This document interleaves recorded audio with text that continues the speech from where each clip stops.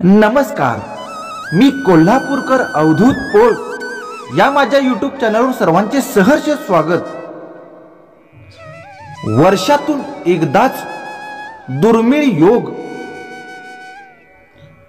नमस्कार मंडळी, श्री बाळूमामा प्रसन्न वैकुंठ चतुर्थी हा योग जो वर्षातून फक्त आणि फक्त एकदाच येतो। वर्षभरात हा योग पुन्हा घडून येत नाही।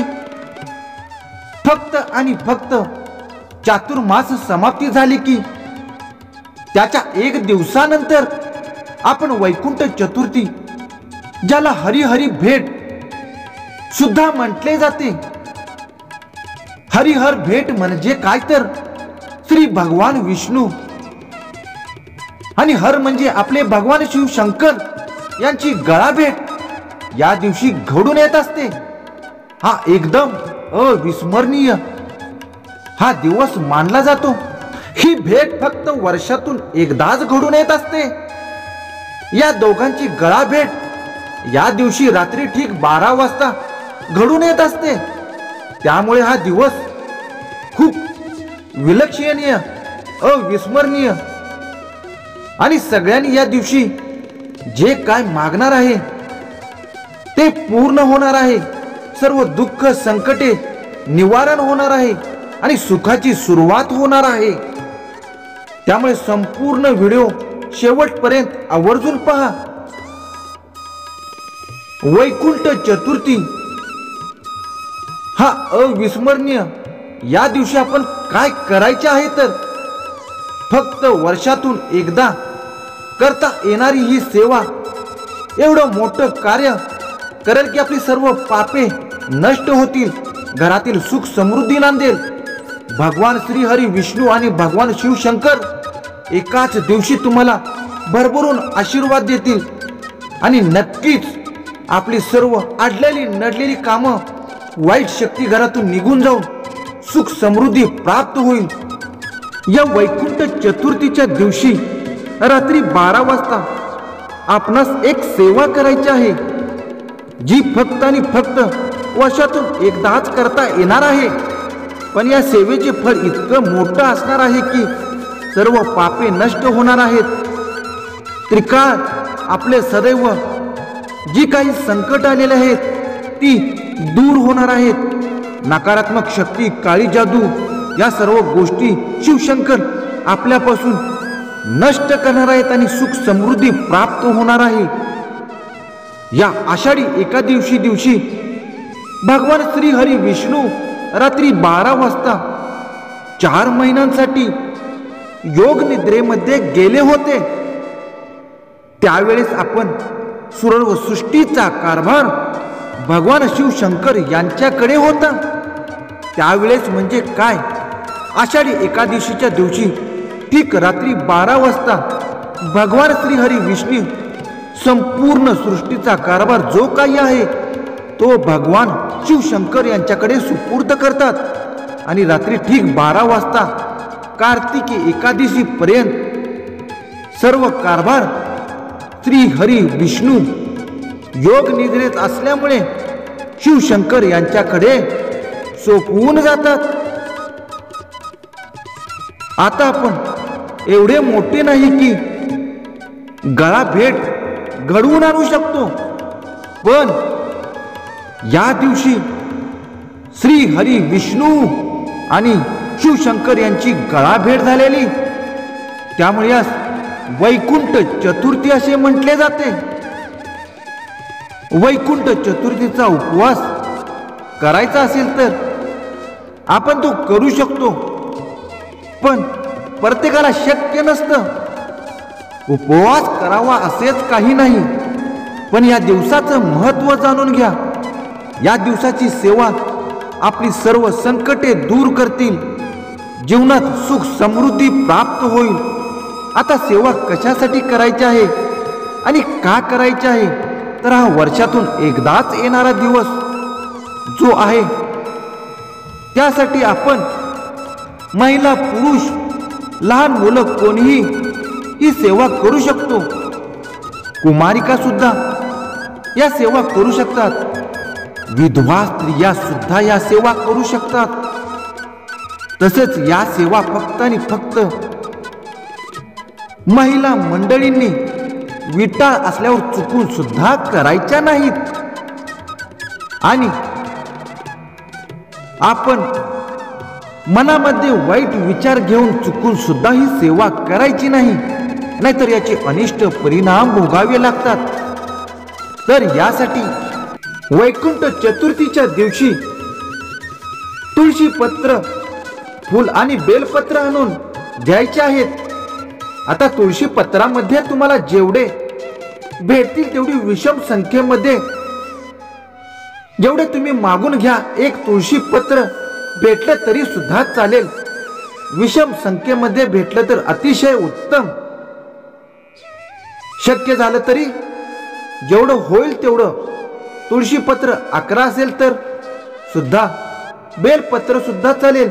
विषम संख्येमध्ये आवर्जून घ्या. बेलपत्र नीट बघून घ्या. चिरलेले, खराब झालेले, सडलेले घेऊ नका.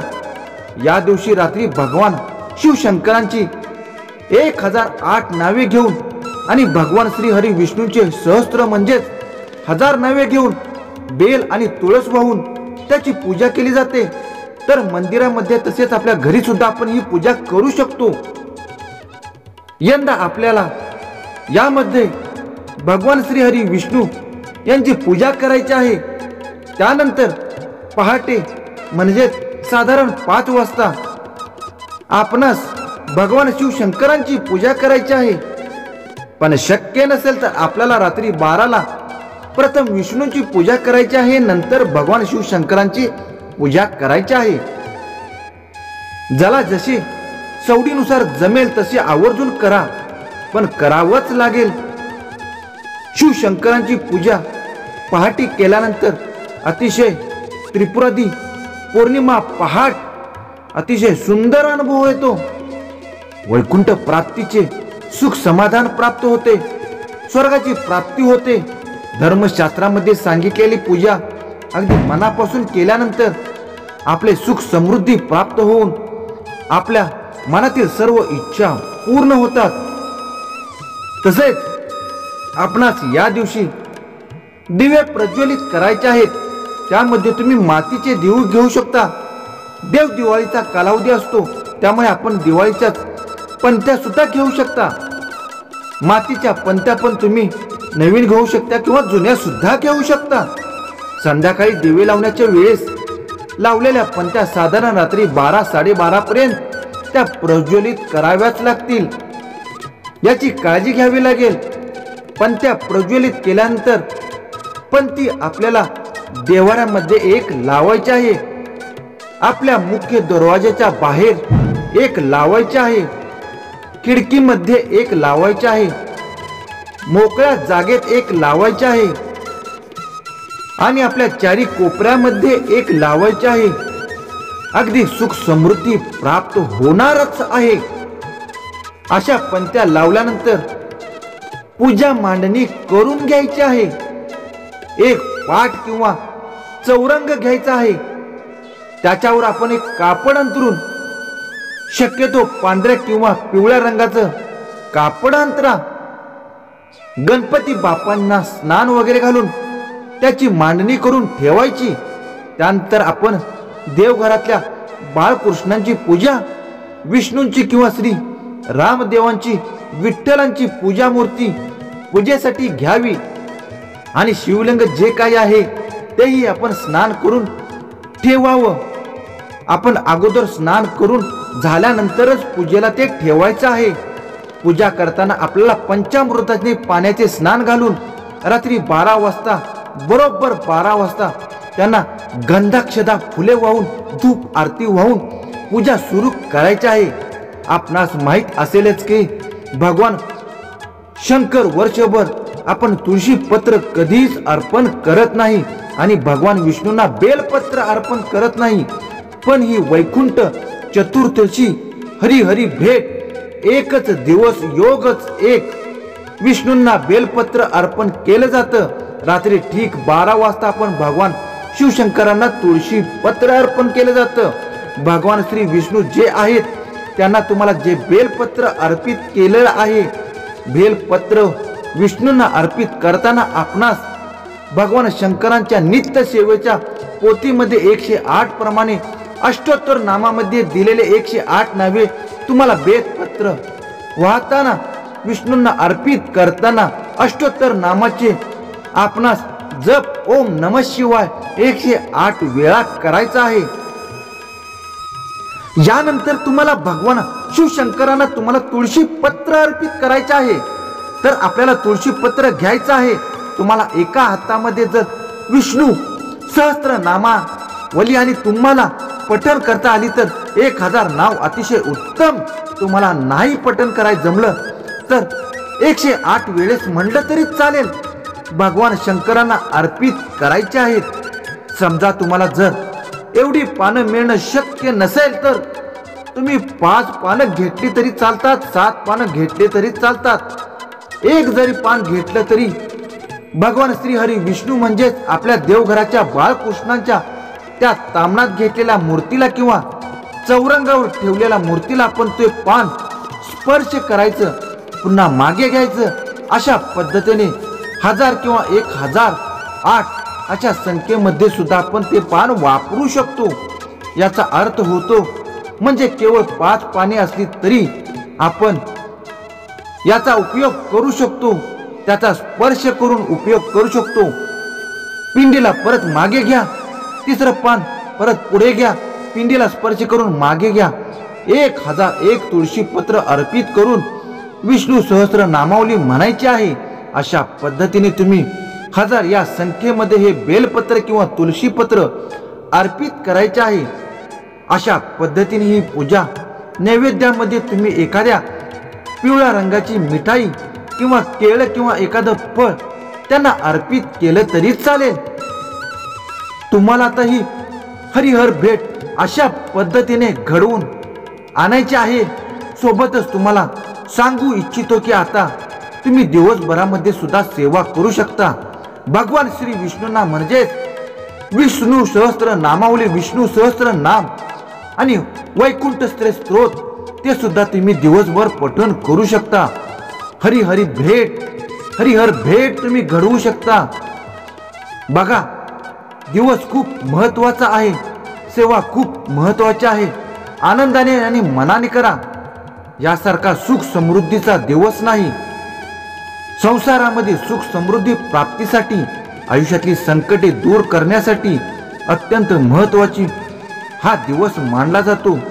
त्यामुळे वैकुंठ चतुर्दशीच्या दिवशी तुम्हाला जेवढी सेवा कराय जमेल तेवढी सेवा करा। फुले अर्पित करा, धूप दीप आरती लावा, अगदी मनापासून पूजा करा। विष्णूंची आणि शिवशंकरांची आरती म्हणा, अगदी मनोभावे पूजा करा। एक दिवसाचा हा चमत्कार दिवस वर्षभर 365 दिवस सुख समृद्धी आणणारा आहे। जीवनातील सर्व सुख पुन्हा प्राप्त करून देणारा आहे। अचानक आलेले संकट तात्काळ एका सेवेमुळे नष्ट होणार आहे। संकट मोचक आणि आपली आर्थिक भरभराटी करणारा दिवस वैकुंठ चतुर्दशी। हरिहरी भेट सर्वांनी घडवून आणा आणि आपल्या जीवनाचे सार्थक करा।